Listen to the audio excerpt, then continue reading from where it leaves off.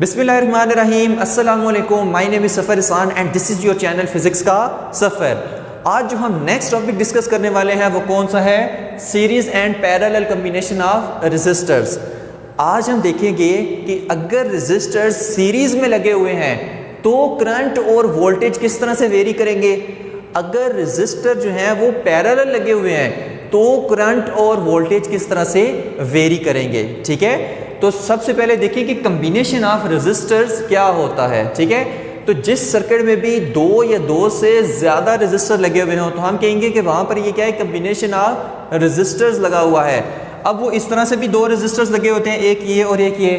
अब वो इस तरह से भी हो सकते हैं, दो तीन रेजिस्टर्स इस तरह इस टाइप से लगा दिए। ठीक है, हम इस तरह से भी कम्बिनेशन ऑफ रेजिस्टर बना सकते हैं, हम इस तरह से भी बना सकते हैं। ठीक है, तीन हम इस तरह से लगा दें। ठीक है, तो सबसे पहले देखते हैं कि कम्बिनेशन ऑफ रेजिस्टर में सीरीज कम्बिनेशन ऑफ रेजिस्टर क्या होता है, कि अगर रेजिस्टर सीरीज में लगे हुए हैं तो फिर करंट और वोल्टेज किस तरह से वेरी करेंगे। ठीक है, तो देखिए रेजिस्टर्स इन सीरीज, उसके लिए एक चीज़ याद रखें कि एंड टू एंड कनेक्शन इसमें होता है। रेजिस्टर्स किस तरह से लगे होते हैं? एंड टू एंड कनेक्शन की मदद से। अब फर्स्ट कर ले, मैंने यहाँ से शुरू कर लिया, यहाँ से शुरू किया, एक रेजिस्टर लगाया, दूसरा रेजिस्टर लगाया और यहाँ पर आके ख़त्म। तो एंड टू एंड कनेक्शन इसमें होता है। ठीक है, एंड टू एंड कनेक्शन के ज़रिए से रेजिस्टर्स क्या होते हैं? लगे हुए होते हैं। ठीक है, तो यहाँ पर देखें एक बैटरी लगी हुई है, रेजिस्टर R1 है, R2 है, तो मैं क्या कहूँगा कि ये तीनों क्या है, आपस में सीरीज़ में है। ठीक है, अब अगर इस एग्जांपल की बात करें तो यहाँ पर देखें बैटरी है, R1 रेजिस्टर है, R2 रेजिस्टर है, R3 रेजिस्टर है। तो अगर इस एंड से शुरू कर लें तो यहाँ पर एक रेजिस्टर, यहाँ पर एक रेजिस्टर, यहाँ पर आके ख़त्म। तो ये भी क्या है, सारे रेजिस्टर और बैटरी क्या है, ये आपस में सीरीज़ में लगे हुए हैं। ठीक है, तो ये भी सीरीज़ रेजिस्टर की एग्जाम्पल, ये भी रेजिस्टर इन सीरीज़ की एग्जाम्पल है। ठीक है, अब देखते हैं एक और चीज़ कि करंट किस तरह से वेरी करता है। तो दो पॉइंट्स आपको लिखाने लगे हैं, नहायत इंपॉर्टेंट है, वो लाजमी आपने याद रखने हैं। ठीक है, एक पॉइंट तो ये है कि सीरीज़ इन रेजिस्टर, जब रेजिस्टर इन सीरीज़ लगे हुए हो तो उस सर्किट में जो करंट है हमारे पास वो क्या होता है, सेम होता है। ठीक है, हर रेजिस्टर में से जो करंट गुजरेगा वो सेम होगा, यानी जो इस रेजिस्टर में से करंट गुजर है वही इस रेजिस्टर में से भी करंट गुजरेगा। ठीक है, एक चीज़ ये याद रखनी है। दूसरे पोटेंशियल डिफरेंस या वोल्टेज जो है वो क्या हो जाता है, वो डिवाइड हो जाता है।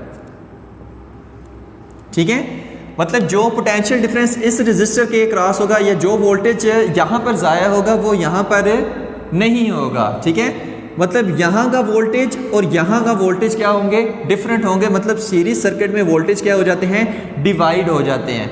जबकि जो करंट है वो जो यहाँ पर इस रेजिस्टर में होगा वही इस रेजिस्टर में होगा, करंट सेम रहता है थ्रू आउट द सर्किट। लेकिन जो पोटेंशियल है वो क्या हो जाता है, या जो वोल्टेज है वो क्या हो जाता है, वो चेंज हो जाता है। ठीक है, ये चीज़ याद रखनी है।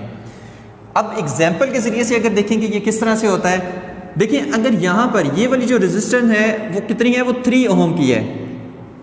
ठीक है, और ये जो रेजिस्टेंस है ये हम कह लेते हैं कि ये 6 ओम की है। रेजिस्टर ये क्या है, ये 6 ओम का है। तो ये रेजिस्टर क्या है, बड़ा है, ये रेजिस्टर क्या है, छोटा है। तो इसके अक्रॉस जो पोटेंशियल ड्रॉप होगा वो कम होगा, मतलब ये कम वोल्टेज लेगा।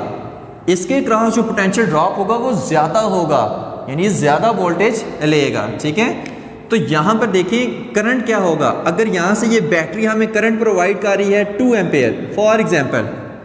ठीक है, तो 2 एम्पेयर ही करंट यहाँ से गुजरेगा, 2 एम्पेयर ही करंट यहाँ से गुजरेगा और वापस यहाँ पर। ठीक है, तो याद रखें कि सीरीज में अगर हो तो करंट सेम रहता है और वोल्टेज क्या हो जाता है, डिवाइड हो जाता है। ठीक है, अब अगर इसको इक्वेशन के ज़रिए से समझा जाए तो मैंने क्या कहा था कि करंट क्या होता है, सेम होता है। तो यहाँ पर देखें अगर मैं लिखूँ equation V is equal to I R, V is equal to I R. ठीक है, तो यहाँ पर मैंने क्या कहा था कि करंट क्या है, कांस्टेंट है। तो V इज़ इक्वल टू यहाँ पर कांस्टेंट और यहाँ पर R। ठीक है, यानी मैं लिख सकता हूँ कि V डायरेक्टली प्रोपोर्शन है R के। ठीक है, कि जितना रेजिस्टर बड़ा होगा उतना वहाँ पर वोल्टेज ज़्यादा ड्रॉप होगा। ठीक है, वोल्टेज वहाँ पर डिफरेंस ज़्यादा होगा, पोटेंशियल डिफरेंस वहाँ पर ज़्यादा होगा। ठीक है, तो V डायरेक्टली प्रोपोर्शन है R के। ठीक है, एक चीज़ ये होगी। अब नेक्स्ट चीज़ इसमें क्या है कि अगर मुझे इन रजिस्टर को ऐड करना हो, मतलब इक्विवेलेंट रेजिस्टेंस चाहिए हो, ठीक है, तो फिर मैं क्या करूँगा? निहायत आसान है, सिंपल, बस ये चीज़ करनी है कि जितने भी सीरीज़ में रजिस्टर लगे हों, 3 लगे हुए हों, 4 लगे हुए हों, 5 लगे हों, जितने भी लगे हुए हों, ठीक है, n नंबर ऑफ रजिस्टर हम लगा सकते हैं, तो उन सबको ऐड कर देना है, तो मेरे पास इक्विवेलेंट रजिस्टर निकल आएगी। फर्ज करें मैं इसकी इक्विवेलेंट रेजिस्टेंस निकालना चाहता हूँ, तो क्या होगी? RE is equal to R1 plus R2, ठीक है। अब R1 हमारे पास कितनी है? 3 ओम, तो यहां पर मैंने लिख दिया 3 ओम। R2 कितने हैं? 6 ओम, तो यहां पर मैंने लिख दिया 6, ठीक है। और R इक्विवेलेंट, तो R इक्विवेलेंट हमारे पास कितनी आएगी? 9 ओम, ठीक है। तो जब भी हमें इक्विवेलेंट रेजिस्टेंस निकालनी हो तो हम क्या कर देते हैं? सिंपल इन रेजिस्टेंसेस को ऐड कर देते हैं, ठीक है। तो हमारे पास इक्विवेलेंट रेजिस्टेंस निकल आती है। और याद रखना है कि ये जो इक्विवेलेंट रेजिस्टेंस है 9 ओम, ये हमारे पास R1 से भी ग्रेटर होगी, R2 से भी ग्रेटर होगी, यानी जितनी भी रेजिस्टेंसेस इस सर्किट में लगी हुई होंगी, ठीक है, 2 हों या 2 से ज़्यादा हों, ये इक्विवेलेंट रेजिस्टेंस हमेशा क्या होगी? सेपरेशन जिस भी रेजिस्टेंस का निकालें उससे हम डिफरेंस निकालें, हमेशा हर रेजिस्टेंस से ये क्या होगी? बड़ी होगी, ठीक है। ये चीज़ याद रखनी है कि RE greater than R1 and R2, ठीक है। अब R इक्विवेलेंट रेजिस्टेंस क्यों निकाली है? ये अक्सर बच्चों के जहन में क्वेश्चन आता है कि ये R इक्विवेलेंट रेजिस्टेंस हमें क्यों निकाल रहे हैं। तो वो चीज़ देखते हैं कि देखिए, अगर इस सर्किट में मुझे 2 की बजाय सिर्फ एक रेजिस्टेंस बना रही हो, मैं मुझे कोई कहता है कि यहाँ पर 2 रेजिस्टेंस, यहाँ पर 1 बना दो, यानी इन दोनों को मिला के 1 बना दो, ठीक है। तो वो मैं कैसे बनाऊंगा कि ये देखिए पॉजिटिव, नेगेटिव, और ये चीज़ यहाँ पर इस तरह से, ठीक है, पॉजिटिव नेगेटिव। अब ये रेजिस्टेंस कितनी की होगी? 9 ओम की होगी, ठीक है। मतलब इन दोनों रेजिस्टेंसेस को मिला के मैंने 1 बना दिया। तो जब 1 बना दिया तो मुझसे पूछे वो रेजिस्टेंस जो 1 मैंने बनाई है वो कितने ओम की है, तो मैं कहूँगा 9 ओम की है, ठीक है। तो इसलिए हम क्या कहते हैं? इक्विवेलेंट रेजिस्टेंस निकालते हैं, 2 हो, 3 हो, 4 हो, उनको रिड्यूस करने के लिए, ठीक है। तो ये था रेजिस्टर्स इन सीरीज। याद रखने वाली क्या बातें हैं कि इसमें करंट सेम रहेगा, वोल्टेज डिवाइड होगा, ठीक है, और V डायरेक्टली प्रोपोर्शनल है R के होता है, जितना रेजिस्टेंस ज़्यादा होगी उतना वोल्टेज वहाँ पर ज़्यादा होगा, ठीक है। और R इक्विवेलेंट क्या होगा? R1 प्लस R2, यहाँ पे कितना होगा? RE 9 ओम आ गया। तो अगर इन दोनों को मैं मिला के 1 करना चाहूँ तो जो इक्विवेलेंट रेजिस्टेंस बनेगी वो 9 ओम की होगी, जो कि इन दोनों से बड़ी होगी, ठीक है। तो ये इसके कुछ रूल्स हैं। सबसे इंपॉर्टेंट रूल इसका ये वाला है कि करंट सेम रहता है, वोल्टेज डिवाइड हो जाता है, ठीक है। अब हम देखते हैं कि अगर जो रजिस्टर्स हैं वो पैरेलल में लगे हुए हैं सर्किट में, तो फिर उनमें करंट और वोल्टेज किस तरह से वेरी करेगा, ठीक है। तो याद रखिए कि अगर हमें रेजिस्टर्स को पैरेलल में लगाना है सर्किट के अंदर, ठीक है, तो हम उसको साइड बाय साइड कनेक्शन से लगाएंगे, ठीक है। मतलब क्या होगा? अगर ये 2 रेजिस्टर हम कहते हैं कि पैरेलल में है, तो पैरेलल में किस तरह? ये साइड बाय साइड कनेक्शन से लगे हुए हैं, ठीक है। अगर हम ये वाली एग्जांपल लें तो R1, R2, R3 3 रेजिस्टर्स लगे हुए हैं, तो ये तीनों रेजिस्टर्स भी क्या हैं? ये साइड बाय साइड कनेक्शन से आपस में अटैच हैं। तो अगर resistor side by side connection से आपस में अटैच हों तो हम कहते हैं कि वो रेजिस्टर सर्किट में पैरेलल लगे हुए हैं, ठीक है। तो हम वो कहते हैं कि पैरेलल कॉम्बिनेशन ऑफ रेजिस्टर हम उनको कहते हैं, ठीक है। तो साइड बाय साइड कनेक्शन के जरिए से ये अटैच होते हैं, ठीक है। तो नेक्स्ट है जो मोस्ट इंपॉर्टेंट बात है वो करंट और वोल्टेज की है इसमें, ठीक है। तो यहाँ पर देखिए एक ट्रिक है आपके लिए कि जितनी चीज़ें यहाँ पर सीरीज़ में जो हमारे पास जितनी भी डेरिवेशन या जितनी भी चीज़ें हमारे पास आई हैं, करंट वोल्टेज हो गया, ठीक है, ये R इक्विवेलेंट होगी, ये सारी उधर जाके उल्ट हो जाएंगी, ठीक है। वो कैसे होंगी वो बताने हैं। मकसद कहने का ये है कि अगर आप सीरीज सर्किट वाला ये सारा याद रख लेते हैं तो पैरेलल वाला याद रखना आपके लिए मुश्किल है ही नहीं, ठीक है। वो किस तरह से वो चीज़ देखते हैं। अब देखिए फ़र्ज़ कर लें कि ये जो रेजिस्टेंस है ये हमने ली है 6 ओम और ये भी ली है 6 ओम, ठीक है। दोनों रेजिस्टेंसेस हमने कितनी ली है? 6 ओम। अब देखिए अगर हम पैरेलल रेजिस्टर की बात कर रहे हैं तो यहाँ पर जो करंट होता है, वो करंट क्या रहता है? वो डिवाइड हो जाता है, ठीक है। और जो वोल्टेज होता है, पोटेंशियल डिफरेंस, वो सेम रहता है क्रॉस द रेजिस्टर्स, ठीक है। ये चीज़ याद रखनी है।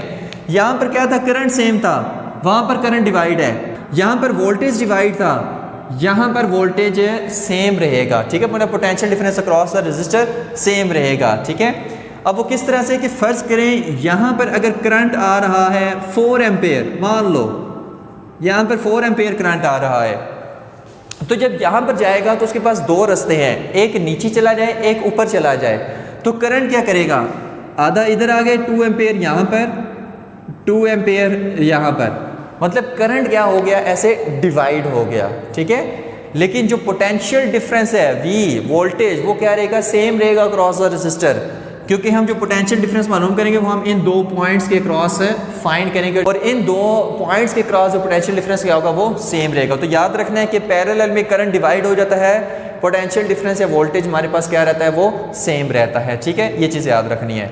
अब नेक्स्ट चीज़ आती है कि हम आर इक्विवेलेंट रेजिस्टेंस हम किस तरह से निकालें, कि अगर हमें दो रेजिस्टेंस को एक बनाना हो तो हम किस तरह से बनाएं, ठीक है। तो याद रखें मैंने क्या कहा था कि ये सारी चीज़ें वहाँ पर जाकर उल्ट हो जाएंगी। तो यहाँ पर क्या है, आर इक्विवेलेंट आर ई है, तो यहाँ पर क्या बन जाएगा 1 ओवर आर ई, यहाँ पर क्या बन जाएगा 1 ओवर आर ई, ठीक है, इज इक्वल टू R1, यहाँ पे ये R1 क्या होगा 1 over R1 plus 1 over R2, ठीक है। तो इस फार्मूले से हम क्या निकालेंगे, पैरेलल, अगर पैरेलल लगे हुए हो रेजिस्टर सर्किट में, तो इस फार्मूले से हम उनकी इक्विवेलेंट रेजिस्टेंस फाइंड आउट करेंगे, ठीक है। और जब इसका एलसीएम लेंगे तो हमारे पास क्या आएगा 1 over R E is equal to R1 plus R2 या R2 प्लस R1, एक ही बात है। तो R1 plus R2 in divided by R1 into R2, ठीक है। तो इस फार्मूले से हम क्या निकालेंगे, इक्विवेलेंट रेजिस्टेंस। अगर मैं इसको इस तरह से लिख दूं, R E, simple R E लिख दूं, तो ये ऊपर चला जाएगा, ये वाला नीचे आ जाएगा। तो R1 R2 divided by R1 plus R2, ठीक है। तो आर इक्विवेलेंट रेजिस्टेंस निकालने के लिए हमारे पास फार्मूला है R1 R2, मतलब ऊपर उनकी प्रोडक्ट ले ले, divided by R1 plus R2, नीचे उनका सम ले ले, तो हमारे पास इक्विवेलेंट रेजिस्टेंस निकल आएगी।